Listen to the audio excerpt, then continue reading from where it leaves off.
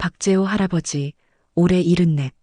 그는 평생을 손으로 짓는 사람으로 살아왔다. 33세 목공소를 열어 마을의 지붕을 얹고 문을 달고 나무의 결을 따라 사람의 온기를 담는 집을 지었다. 세월이 지나도 그의 손엔 늘 먼지와 톱밥이 묻어 있었다. 손바닥엔 굳은 살이 얇게 겹겹이 잡혔고 손등의 핏줄은 나무결처럼 불규칙했지만 단단했다. 그의 인생도 그러했다. 거칠고 험했지만 그 안엔 따뜻한 숨결이 있었다.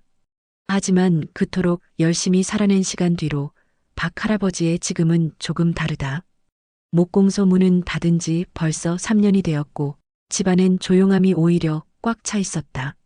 아내는 15해 전 갑작스러운 병으로 먼저 떠났고 두 아들은 각자의 삶에 바빠 고장 명절에 연락이 닿을 뿐이다.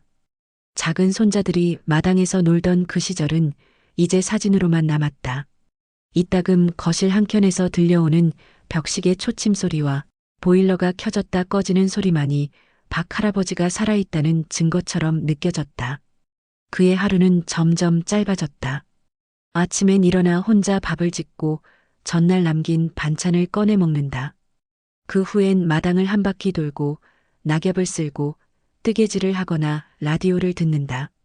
낮잠을 자고 일어나면 어느새 해는 기울고 저녁이 온다. 그렇게 조용한 하루가 쌓이고 쌓이다 보니 어느 순간부터는 스스로도 낯설어졌다. 나는 이제 무엇을 위해 살고 있는 걸까? 그러던 어느 날 그는 우연히 TV에서 요양원 광고를 보았다. 체계적인 의료 시스템과 함께 따뜻한 돌봄을 제공합니다. 광고 속 밝게 웃는 노인들의 모습이 묘하게 박 할아버지의 마음을 무겁게 만들었다. 그날 밤 그는 오래된 앨범을 꺼내 들었다. 흑백 사진 속 젊은 그는 눈이 반짝였고 그 곁에는 해맑게 웃는 아내와 두 아들이 있었다. 그 시절의 따뜻함이 앨범 속에만 갇혀 있다는 생각에 그는 갑자기 눈물이 났다. 말없이 사진을 덮고 그는 중얼거렸다. 나는 아직 살아있는 거 맞나? 며칠을 고민했다. 요양원에 들어가야 할까? 몸도 예전 같지 않고 가끔은 샤워를 하다가 미끄러질까 걱정이 되었다. 자식들한테 걱정 끼치긴 싫은데.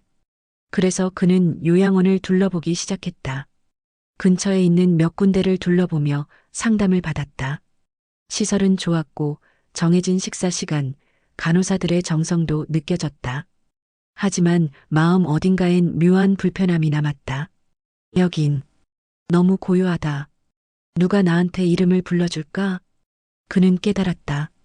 요양원은 그저 안전한 공간일 수는 있어도 삶의 공간은 아닐 수도 있다는 것을. 그날 밤 그는 집 앞마당을 한참 바라보았다. 그곳엔 아내가 꽃을 심던 작은 화단이 있었다. 무릎 꿇고 장갑 낀 손으로 하나하나 씨앗을 묻던 아내의 모습이 떠올랐다. 그 사람은 끝까지 무언가를 키우고 있었지. 나는 아직 무너진 채로 있구나. 그때 그의 눈에 들어온 건 마을 끝에 방치된 창고 하나였다. 녹슨 철문과 깨진 유리창, 잡초만 무성한 그 공간. 하지만 이상하게도 마음이 끌렸다. 저기, 나한테 남은 시간들을 담아볼 수 있을까? 그는 결심했다. 요양원이 아니라 자신만의 마지막 집을 짓기로. 단지 자신만을 위한 공간이 아닌 누구나 와서 숨을 돌릴 수 있는 쉼터를 만들겠다고. 이튿날부터 그는 공구를 꺼냈다. 30년 전 쓰던 망치, 줄자, 톱. 녹슬어 있었지만 손에 쥐자 모든 감각이 살아났다. 처음엔 마을 사람들이 의아해했다. 박영감, 이 나이에 무슨 공사야? 그는 그저 웃으며 말했다. 이 손이 아직 쓸만한지 확인 좀 해보려고요. 혼자 시작한 일이었지만 조금씩 사람들이 모이기 시작했다. 자식들이 떠난 빈집에 사는 김할머니는 커튼을 달아주었고 마을 청년은 전선을 새로 연결해 주었다. 중학생 아이는 벽에 예쁜 그림을 그려주었다. 그렇게 쉼터는 점점 모양을 갖춰갔다. 몇 달 후 쉼터는 문을 열었다. 처음 온 이는 지팡이를 짚은 최할머니였다. 그냥 누구랑 말 좀 하고 싶어서요. 그녀는 그렇게 시작된 티 한 잔의 대화에서 울고 웃고 마음을 놓았다. 그날 이후 사람들은 매일 찾아왔다. 책을 읽는 사람, 노래를 부르는 사람, 같이 김치를 담그는 사람. 어떤 날은 고구마를 삶아 나눠 먹고 어떤 날은 서로의 젊은 시절을 이야기하며 밤을 지새우기도 했다. 박할아버지는 어느 날 이렇게 말했다. 늙는다는 건 쓸모 없어지는 게 아니라 함께 있어줄 사람이 더 간절해지는 시간이야. 그의 말은 쉼터의 벽에 적혔다. 이곳은 따뜻한 마음이 묵는 방입니다. 한겨울, 눈 오는 날이었다. 쉼터 마당에서 눈을 쓸던 박할아버지가 미끄러져 넘어졌다. 순간 쉼터 안에 있던 사람들이 달려나왔다. 괜찮으세요? 손잡고 일어나요. 누군가 손을 내밀었고 박할아버지는 그 손을 잡고 조용히 일어났다. 그 손이 너무 따뜻해서 그는 울컥했다. 그래. 난 아직 누군가에게 필요한 사람이구나.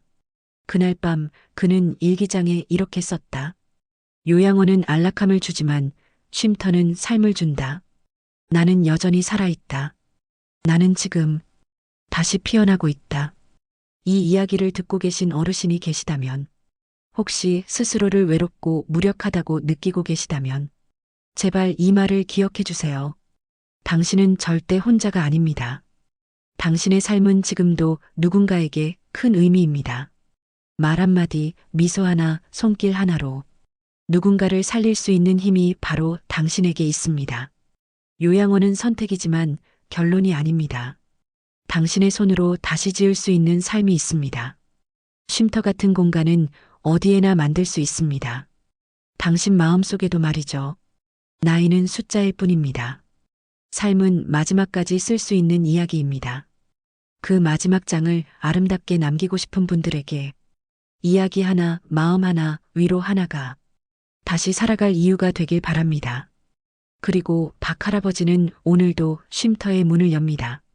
누구든 외로운 이가 있다면 이 문은 언제나 열려 있다고, 여긴 다시 피어나는 사람들이 사는 곳이라고 말해주세요.